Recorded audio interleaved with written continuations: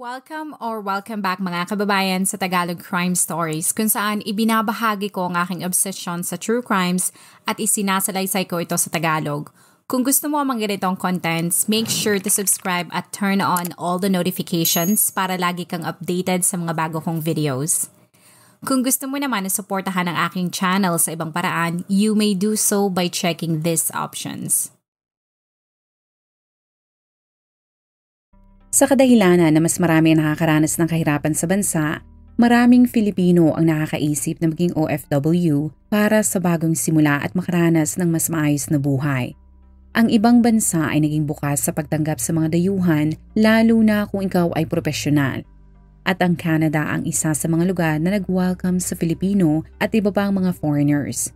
Ngunit sa mga nakaraang dekada, ayon sa The Guardian, 60% ng Canadians simula 2024 pati ang ilang mambabatas ay gustong itigil ang pagtanggap ng kanilang bansa sa mga dayuhan. Sa tindi ng kanilang kagustuhan na mas unahin ng kanilang gobyerno ang Canadians kaysa mga foreigners, ang ilan sa mga ito ay gumawa pa ng sarili nilang grupo na may pangalan na Take Back Canada. We are here today because Canada is broken. Our kindness and generosity has given way to naivety and weakness. We did not want to be taken advantage of, tricked, lied to, and sold out by those we trusted to lead us. Ang ganyang mga hiniing, dagdagan mo pa ng ibang issue na nakakaapekto sa pagbaba ng ekonomiya ng Canada, ang dahilan kung bakit ang ilan nating mga kababayan ay hindi pinapalampas ang pagkakataon na makapunta at makapagtrabaho sa Canada bago patuluyang maghigpit at baguhin ang immigration policy doon. Ang ilan sa mga Filipino na hindi kinailangang problemahin yan ay ang mag-asawang si Juvie at Lloyd Maputol. Ang dalawa ay born and raised sa Bohol at silang mag-asawa ay parehong nasa linya ng medical field. Pagkatapos ni Lloyd na makagraduate at maging registered nurse, ito ay nakakuha ng trabaho sa San Lorenzo Ruiz Women's Hospital sa Malabon. Pagkatapos ng isang taon ay lumipat ito bilang occupational health nurse sa Santa Clara International Corporation. Nang meron na siyang sapat na experience ay ng ibang bansa si Lloyd. Sa Saudi Arabia ay nanilbihan siya bilang RN ng mahigit 4 na taon. Pero noong 2018 dahil sa pangarap ni Lloyd na magkaroon ng mas maginhawang buhay ay nagdesisyon ito na iwan ang kanyang stable na trabaho bilang nurse at mula Saudi Arabia ay nagpunta ito sa Canada. Sa bayan ng Ontario ay nanilbihan siya bilang marketing director. Sa bawat post nito sa kanyang social media ay mapapansin na madalas ang pag-motivate at paghihikayat nito sa mga tao kung papaano sila makakaalis sa hirap na kanilang nararanasan sa buhay. Ngunit ang gig na yan ay hindi naging matagumpay. Kaya noong 2021, ito ay balik sa healthcare bilang isang practical nurse. Nang ito ay naging registered practical nurse, si Lloyd ay natanggap sa Michael Garron Hospital sa Ontario. Hindi malinaw kung saan at kailan ito nakilala si Juvie. Pero sa litrato at video ng dalawa, ang kanilang pagsasama ay nagpunga ng isang anak na babae na naging sentro na kanilang buhay. Si Juvie ay naiulat na born and raised sa bayan ng Pilar sa Bohol. Ngunit kalaunan ay lumipat ito sa Tagbilaran. Nang siya ay makarating sa Canada, si Juvie ay nagtrabaho bilang personal support worker o yung tawag sa isang tao na nag-aalaga at sumusuporta sa mga tao na karamihan ay matatanda sa araw-araw nilang gawain.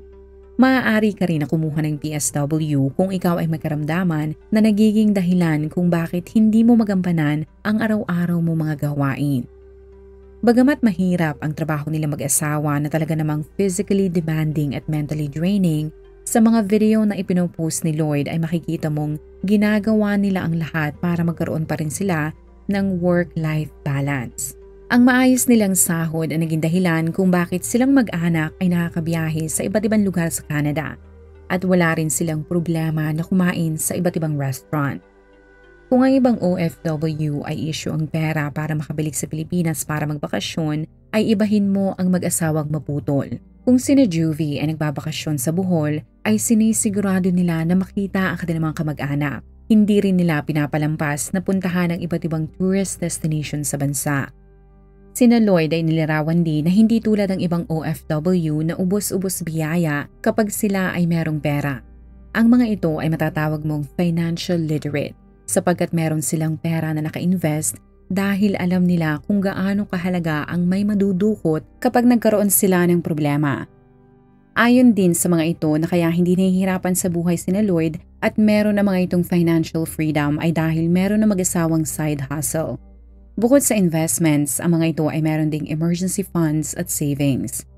At sa video na ito ay makikita mo ang kanilang rason kung bakit gustong-gusto nilang magkaroon ng maginhawang buhay. Ang mag-asawa ay nagkasundo na sa tuwing sila ay gagawa ng desisyon ay sisiguraduhin nilang hindi yun makakaapekto ng negatibo sa kinabukasan ng kanilang anak. Ayon sa mga kamag-anak ni Lloyd, ito ay mabait. Sa mga post nito ay laging mapapansin na para labanan ang mga bagay na walang magandang epekto sa kanyang buhay, laging hinihikayat ni Lloyd ang kanyang sarili, pati na ang ilang mga tao na nakakapanood noon na baguhin nila ang kanilang mga naiisip, lalo na kung yun ay mga negatibo. Kung siya naman ay nakakaranas ng pagsubok sa buhay ay lagi nitong minomotivate ang sarili na huwag susuko. May post din ito na nanghihikayat na maging mabait at mabuti sa ibang tao. Ang sinabi niyang yan ay sinubuhay ni Lloyd.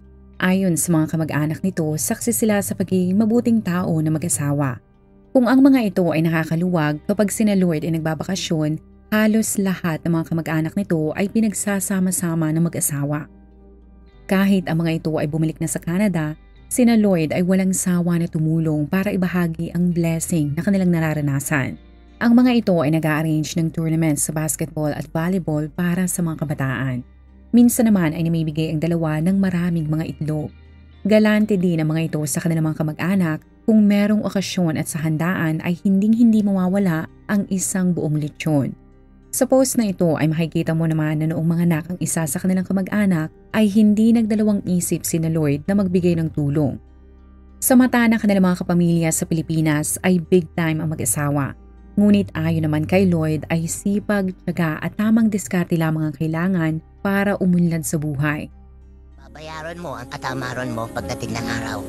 Kung tamad ka na yon at wala naman masyadong epekto sa'yo ngayon, may bahay ka, may kinakain ka, may tumutulong sa'yo, may nagbibigay pa ng pera sa'yo, kahit tamad ka. Lahat yan, lahat yan, babayaran mo. Ang hindi mo pagsisikap at hindi pagiging masipag pagdating ng future at pagdating ng araw na yon, kahit ano pa ang gawin mo. Dahil matanda ka na, wala nang mangyayari. Ngunit katulad ang ibang mga OFWs, napansin ng mga tao na kahit anong bait pala ang ipinapakita ni Lloyd sa iba, may mga tao pa rin na may masasabi sa mga ginagawa mo.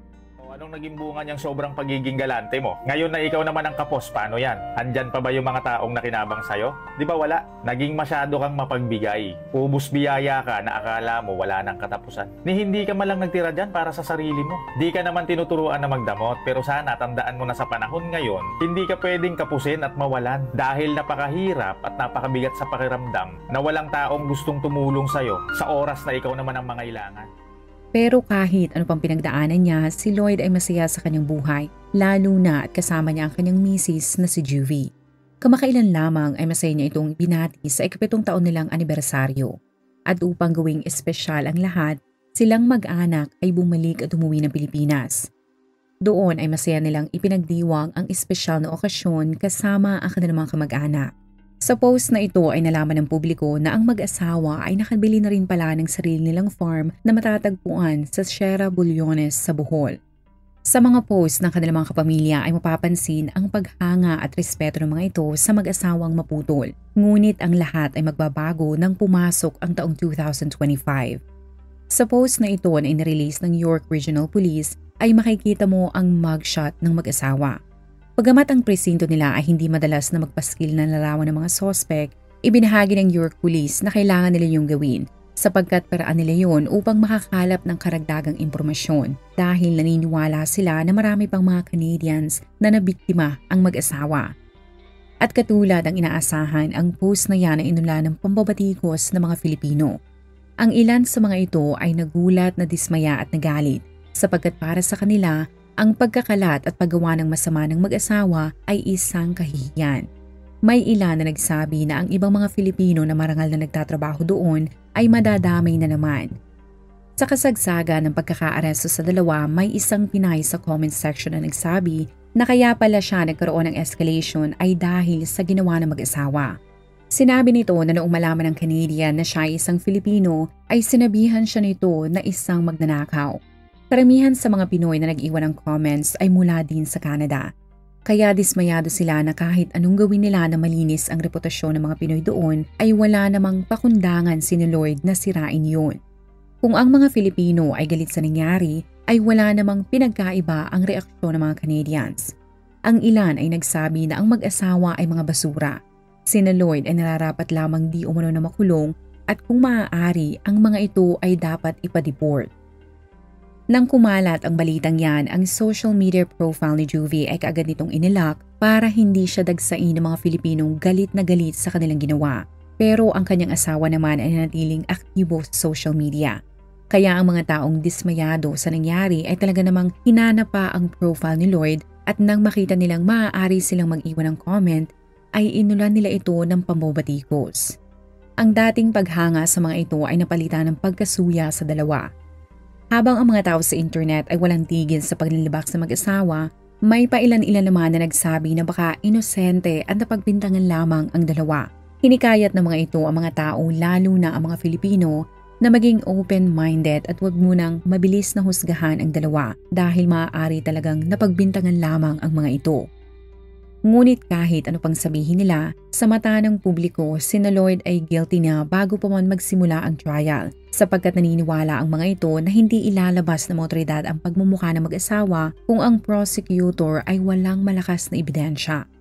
Hindi ko na iisa-isahin pero makikita mo sa mismong website ng New York Police na ang mag-asawa ay nahaharap sa patong-patong na mga kaso. At upang maintindihan mo ang lahat, ibinahagi ng mga pulis na ang investigasyon sa dalawa ay nagsimula noong August 2024, ilang buwan pagkatapos magbakasyon at makabalik na Juvie mula sa Pilipinas. Sa report ay lumalabas na si Juvie pala ay nagtatrabaho at kinuha bilang isang personal support worker para tulungan ang isang senior citizen sa mga pang-araw-araw nitong gawain. Sa kadahilanan na ang mga Filipino ay kilala bilang maaruga at maalagang mga tao sa mundo, ang pamilya ng matanda ay hindi nagdalawang isip na tanggapin ito sapagkat alam nila na mapagkakatiwalaan nila si Juvie. Ang impormasyon ng biktima ay hindi inilabas ng mga otoridad, ngunit para sa dokumentary na ito ay tawagin na lamang natin siya sa pangalang Rachel. Habang si Juvie ay nagtatrabaho bilang PSW sa matanda, si Lloyd naman ay nagtatrabaho bilang nurse sa ospital. Sa ganda ng trato ni Juvie sa senior citizen na si Rachel ay unti-unti niyang nakuha ang tiwala nito. Sa ganda ng serbisyo na ibinibigay niya ay kontento ang mga kamag-anak ni Rachel na ito ay naaalagaan ng maayos. Kalaunan ay hindi na lamang trabaho ang kadalasang topic ng mga ito. Ngunit sa kanilang usapan ay napag-uusapan na rin ni Juvie ang naging buhay niya sa Pilipinas at mga hirap na pinagdaanan niya sa buhay. Ang kanyang katatagan ay hinangaan ni Rachel at ang mas nagustuhan ng matanda ay kahit marami itong pagsubok na pinagdaanan ay hindi ito naging masamang tao. Sa halip ay mas naging mas mabait pa nga si Juvie.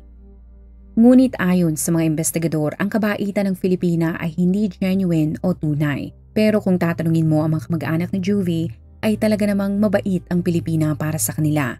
Ngunit ayon naman sa mga investigador, si Juvie ay ang klase ng taong magaling mangmanipula. Sa report na isinumite nila sa prosecutor ay binahagi ng mga ito na noong makuha ni Juvie ang tiwala ni Rachel ay unti-unti na nitong isinakatuparan ang kanyang plano. Sinabi ng mga otoridad na lumalabas pala na kaya magkasundo ang mag-asawa ay parehong-pareho ang mindset ng mga ito. Ang gawin ang lahat para lamang makaangat sa buhay. Kahit lokohin pa nila ang walang kamalay-malay na matanda na walang ginawa kundi ang pagkatiwalaan si Juvie. Ibinahagi ng mga otoridad na sa sobrang pagtitiwala ni Rachel at dahil na rin sa katandaan ay hinayaan ito na ma-access ni Juvie ang kanyang bank account na talaga namang isang sensitibo at pribadong bagay. Ang matanda ay walang issue na hinayaan si Juvie na magsulat ng cheque para sa kanya at iba pang mga bagay na may kinalaman sa pag-release ng pera. Ngunit ang hindi niya alam ay nang makita ni Juvie ang laman ng kanyang bangko ay hindi lamang ito nalula. Ngunit ayon sa mga pulis ay mas nanaig ang pagiging oportunista ng Pinay. Nang matuklasan ni Juvie na loaded at marami palang pera ang matanda niyang pasyente, ay naisip nito na isang magandang oportunidad yon para kumita ng malaki na hindi siya naghihirap. Pero ang problema ay papaano niya yun makukuha nang walang nakakapansin. Nang ito ay nakauwi sa kanilang bahay ni Lloyd, hindi nawala sa isip ni Juvie ang pera sa bangko na kanyang inaalagaan. Kaya kinausap nito ang kanyang mister na si Lloyd. At katulad ng laging sinasabi ni Lloyd sa kanyang social media, ay kung binigyan ka ng oportunidad ay huwag mo na itong pahakawalan. Kaya nagkasundo silang mag-asawa na kahit masalimuot at medyo komplikado ay gagawa sila ng paraan upang nakawin ang pera ni Rachel. Base sa police report, habang inaalagaan ni Juvie ang senior citizen, ay unti-unti nitong inaccess ang bangko na matanda at nagawa nitong paunti-unting magnakaw na hindi napapansin ni Rachel. Ngunit ang problema sa kanilang ginagawa ay nang makaramdam na sila ng ginhawa sa buhay gamit ang nakaw na pera at natutulungan na nila ang kanilang pamilya sa Pilipinas at ibang tao na hindi dumadaing na maso-short na naman sila, ay hindi tumigil sina Juvie. Ayon sa mga otoridad, mula sa maliit na halaga, ang mag-asawa ay hindi tumigil sa pagnanakaw sa matanda. Dahil nakadama na ang mga ito ng ginhawa sa buhay na ni minsan ay hindi nila naranasan. Sa paglaki ng halaga na kanilang nananakaw ay ang pagdami din ng mga tao na kanilang natutulungan. Pati kanilang lifestyle ay nagbago rin. Ang mga yan, sabayan pa ng papuri ng mga tao sa social media, ang di umano'y nagtulak sa mag-asawa na huwag tigilan ang bank account ni Rachel. Sinabi rin ng mga investigador na maaaring sa isip ni Lloyd ay justified o tama ang kanilang ginagawang pagnanakaw sapagkat hindi lamang sila ang nakikinabang sa pera, kundi pati na ang ilan ng mga kapamilya, pati ang ibang mga tao. Confident rin ang dalawa na hinding-hindi sila mahuhuli sa kanilang mga ginagawa sapagkat ulyanin naman si Rachel. Kaya noong nakaraang taon, silang mag-asawa ay masaya na nagbakasyon sa Pilipinas. Gumastos ng marami at nagpasikat sa kanilang mga kamag-anak sa Bohol sapagkat alam nila na kapag bumalik na sila sa Canada ay magkakaroon sila ng instant na pera na mula sa bangko ng matanda. Nang sila ay makabalik sa Ontario ay balik trabaho si Juvie, pero noong August ng taong yun, si Rachel na tinatawag nilang ulyanin ay napansin na kahit wala naman siyang pinagkakagastusan ay may malaking halaga ng pera ang nawawala sa bank account niya. Sa kadahilanan na hindi nito alam kung saan magsisimula ay lumapit na siya sa York Police. Nang tingnan ng mga ito ang CCTV sa bangko pati security footage sa ATM ay doon nila napatunayan na sina Juvie at Lloyd pala ang mga salarin. Sa investigasyon ay napatunayan na umabot ng halos 1 milyong Canadian dollars ang ninakaw ng mag-asawa. Kaya patong-patong ng mga kaso ang isinampa sa mga ito.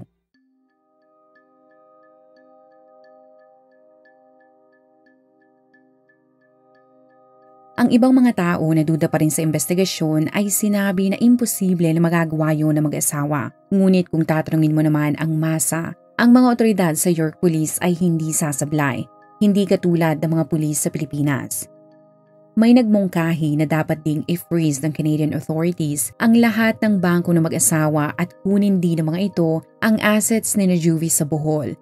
Ngunit sa kadahilanan na gumugulong pa ang kasong ito, bagamat tila malakas ang ebidensya ng mga otoridad laban sa mag-asawa, sa mata ng batas kahit gaano pa katindi ang galit ng mga Filipino sa kanilang mga kababayan, hanggat hindi pa natatapos ang trial o nagpiplead ng guilty sina Juvie at Lloyd, ang mga ito ay tinuturing pa ring innocent until proven guilty.